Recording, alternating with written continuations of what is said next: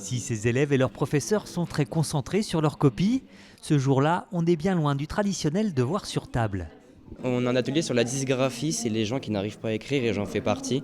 On a des grosses difficultés par rapport aux fautes et à la compréhension au niveau des professeurs.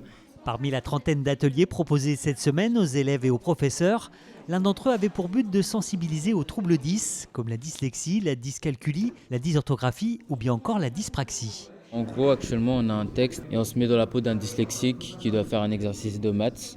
C'était une sensibilisation pour montrer aussi aux élèves que beaucoup de camarades de leur classe peuvent avoir différents troubles et qu'il faut apprendre justement à les connaître, ces troubles, pour mieux accepter un petit peu les différences. Et cette semaine, baptisée Différents comme les autres, revêt avant tout une dimension citoyenne. L'idée, c'est bien de les sensibiliser à la différence et de ne pas être indifférent à la différence. On voit bien qu'on est dans une école de plus en plus inclusive, donc cette semaine contribue et participe à cette idée d'inclusion. Ah non, apporte la laisse. Oui, Jojo.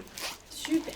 Et parmi les temps forts de cette semaine, il y a la venue de l'association Handi Chiens qui éduque et remet gratuitement des chiens d'assistance aux personnes en situation de handicap.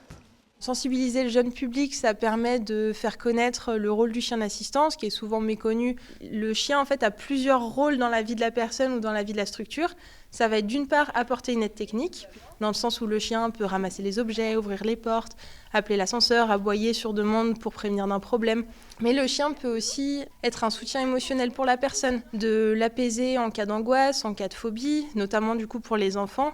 Une opération qui tenait à cœur au personnel de l'établissement et qui semble avoir porté ses fruits. On ne se rend pas compte que les personnes handicapées souvent sont en difficulté dans le quotidien. J'ai des amis qui sont handicapés, du coup ça m'aide un peu à les comprendre. Les élèves auront aussi pu participer à des débats mouvants organisés par l'association Trisomie 21 ainsi qu'à diverses sensibilisations. Super. Et en plus, il ramasse tout délicatement. Il abîme rien.